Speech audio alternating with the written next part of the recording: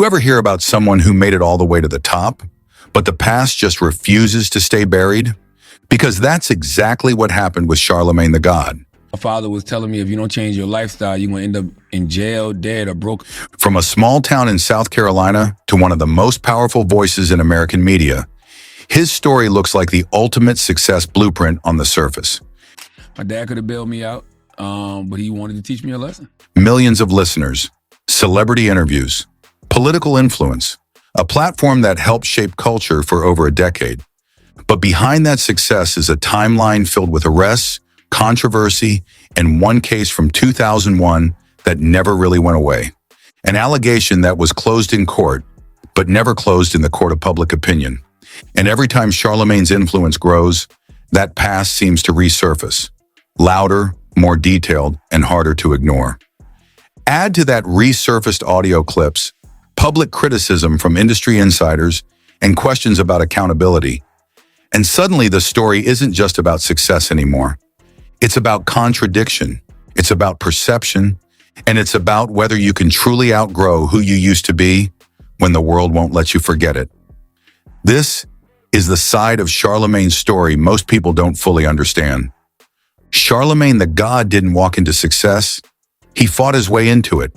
Before the fame, before the interviews, before the Breakfast Club became a cultural powerhouse, he was just Leonard McKelvey, growing up in Moncks Corner, South Carolina. A small town where your environment can shape your future faster than your choices do.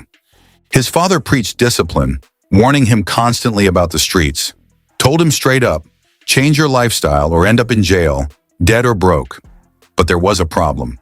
The man giving that advice wasn't living by it himself. That contradiction didn't go unnoticed. When you're a kid, you don't just listen, you watch. And what Charlemagne saw didn't match what he was told. So instead of following the words, he followed the actions. At school, things weren't much easier. He was placed in advanced classes, surrounded mostly by white students, while his life outside school looked completely different. That split created tension. To some people, he didn't fit anywhere. And where he came from, that came with consequences. He got picked on, tested, pushed around, sometimes physically. Eventually, something shifted. Instead of trying to stay different, he adapted. The glasses came off. The personality changed. The class clown showed up. And slowly, that turned into something more dangerous. Someone trying to survive in an environment that rewarded toughness over anything else. By his teenage years, he was already moving down a path that felt almost inevitable. Street life wasn't some distant concept. It was right there, all around him. People he knew were getting locked up. Others were losing their lives. And instead of stepping away, he stepped closer. He got arrested, not once, not twice, multiple times. Drug charges, possession with intent to distribute, situations that could have easily ended everything before it even started. And then came the moment that should have been the wake-up call. A shooting incident. He was in the car when it happened. Not the one who pulled the trigger, but that didn't matter. Everyone in that car went down together. He got charged with assault and battery with a deadly weapon. They arrested him at school, in front of everyone. This time, things were different. His father had a choice. Bail him out immediately like most parents would, or let him sit there and feel the weight of his decisions. He chose the second option. Charlemagne sat in jail for over a month, 45 days, no shortcuts, no rescue, just time to think. Eventually, his mother came through with the bail money. He got out. But even then, it wasn't like everything changed overnight.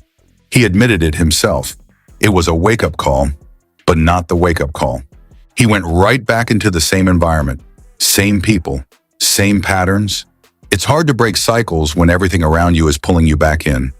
And then something happened that finally forced reality to hit.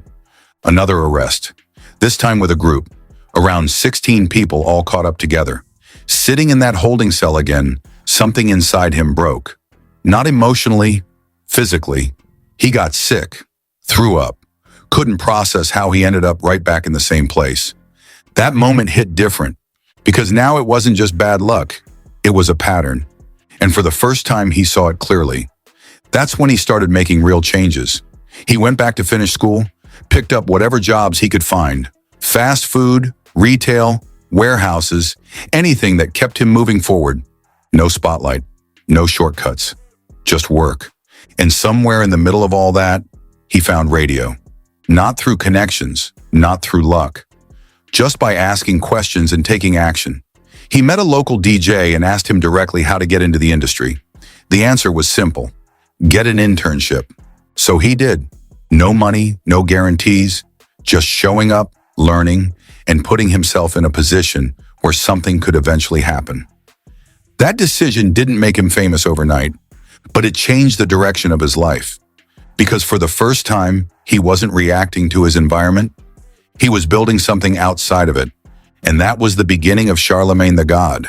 But even as that new path started forming, there were parts of his story that hadn't been dealt with yet. Things buried deep, experiences from childhood, patterns of behavior, and decisions that would later come back in ways he couldn't control. Because while he was trying to build a future, his past wasn't done with him, not even close. As Charlemagne the God started building his name in radio, it wasn't a smooth climb. It was unstable, unpredictable, and filled with setbacks that would have made most people quit. He bounced from station to station, building momentum, then losing it just as fast. Fired multiple times, different cities, different opportunities that all seemed to fall apart right when things started looking promising. At one point, he moved to New York and worked under Wendy Williams. No salary, no real security, just proximity to opportunity. He stayed on couches, did whatever was needed, and trusted that being in the room would eventually pay off. And eventually, it did. Years later, that grind led to what would become his biggest platform, The Breakfast Club, a show that didn't just report on culture, it shaped it. Millions of listeners, viral interviews, headlines that spread across the internet within hours. Charlemagne became known for saying what others wouldn't. Direct, unfiltered, sometimes controversial, but always attention-grabbing. He built a reputation on calling people out. Celebrities, rappers, public figures, nobody was off limits. And that's exactly what made him powerful. But it also set a standard. Because when you build your brand on holding others accountable, people expect the same energy when it comes back to you. And that's where things started getting complicated. As his influence grew throughout the 2000s, so did interest in his past. Old stories that had been quiet for years started resurfacing. Conversations people weren't having before suddenly became public again. The 2001 case came back into focus. An allegation involving a 15-year-old girl, Jessica Reed, who accused him of assault at a party in South Carolina. At the time, he was in his early 20s. Back then, the case went through the legal system. He was arrested, charged, investigated, but the outcome didn't match the severity of the accusation. DNA evidence didn't confirm the claim. The more serious charge was dropped. He maintained that nothing happened between them. However, the situation didn't end clean. He took a plea deal on a lesser charge, contributing to the delinquency of a minor for providing alcohol and drugs at the party. He received probation. Legally, the case was closed, but years later, it didn't feel closed to everyone. As social media became more powerful, the story reached new audiences. People who had never heard about it before were now forming opinions based on resurfaced details, clips, and discussions happening in real time. Then came something that made things even more intense. Old audio clips. One from a podcast where Charlemagne talked about using something called Spanish fly in a drink, describing it in a way that raised serious concerns. Another clip from his own show where he spoke about an early sexual experience with his now wife, mentioning that she had been extremely drunk. The internet reacted immediately, because now for a lot of people, this wasn't just about an old allegation anymore. It started to look like a pattern. Charlemagne responded. He clarified. Said the podcast story was exaggerated and poorly told. Said the situation with his wife was consensual. He apologized for how he described it publicly. He even went on his own show and criticized himself, calling himself out in the same format he used to criticize others. Some people saw that as growth. Others saw it as damage control, and that divide only got bigger over time. In 2018, Jessica Reed attempted to reopen the case. Prosecutors declined. The legal system wasn't revisiting it. Then came a petition calling for his removal from the Breakfast Club. Thousands of signatures. Public pressure building again. But the show continued. In 2022, Reed filed a civil lawsuit, bringing the accusations back into the spotlight once more. This time, not criminal, but civil claims. Charlemagne's legal team fought it, and in 2024, the case was dismissed, based on the statute of limitations. Once again, legally, he came out on top. But something important had already happened. The conversation had spread, because outside of courtrooms, things work differently. Public opinion doesn't rely on evidence the same way. It moves on perception, consistency, and trust. And every time the story resurfaced, it reached a new group of people, many of whom were hearing it for the first time.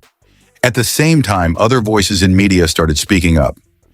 Ebro Darden, a respected radio personality, addressed the situation publicly after staying quiet for years. He explained that he had access to documents but chose not to contribute to public pylons until a certain point. That point, according to him, was when legal pressure started being used to silence discussion. For Ebro, that crossed a line. His argument wasn't about guilt or innocence. It was about consistency. If your career is built on openly discussing other people's controversies, you can't suddenly shut down conversation when it turns toward you. That perspective resonated with a lot of people because it highlighted something deeper than the case itself.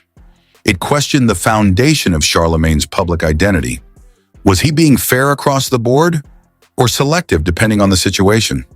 At the same time, platforms like YouTube and independent media gave space for more voices to enter the conversation. Interviews, breakdowns, reactions, everyone had an angle. And the story kept evolving, not because of new evidence, but because of new attention. And that's the part that's hardest to control, because once a narrative reaches that level, it doesn't really go away.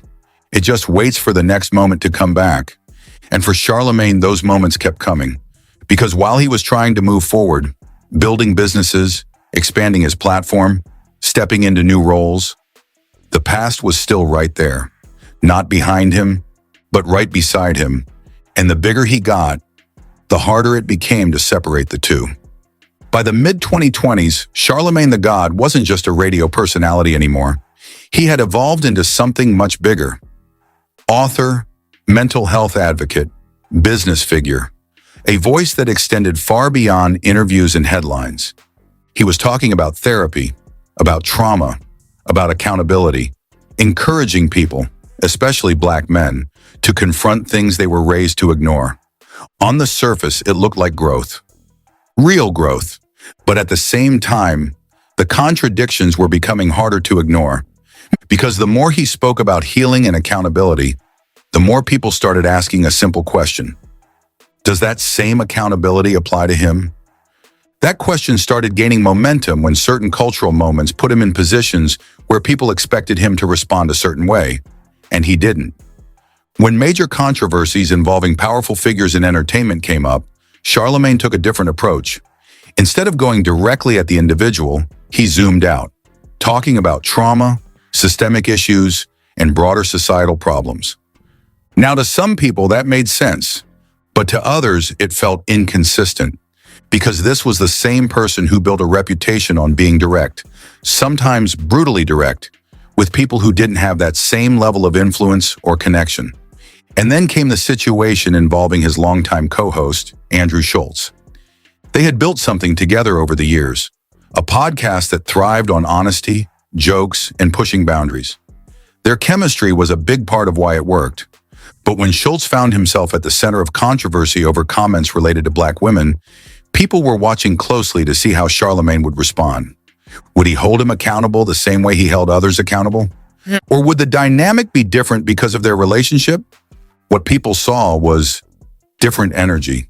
Charlemagne stood by him, gave him space to explain, didn't come at him with the same intensity people had seen before in other situations. And that's when the word started circulating more loudly than ever. Double standard. Because once your audience starts to notice inconsistency, it becomes difficult to unsee. And it didn't stop there. Joe Budden, someone who had built his own lane in media, added another layer to the conversation. His critique wasn't focused on controversy or allegations. It was about ownership. Charlemagne had been vocal about the importance of Black ownership in media, encouraging creators to build and control their own platforms. But Joe pointed out something that stuck with people. The Black Effect Podcast Network, one of Charlemagne's biggest ventures, operates under iHeartMedia, which means it's not fully independent.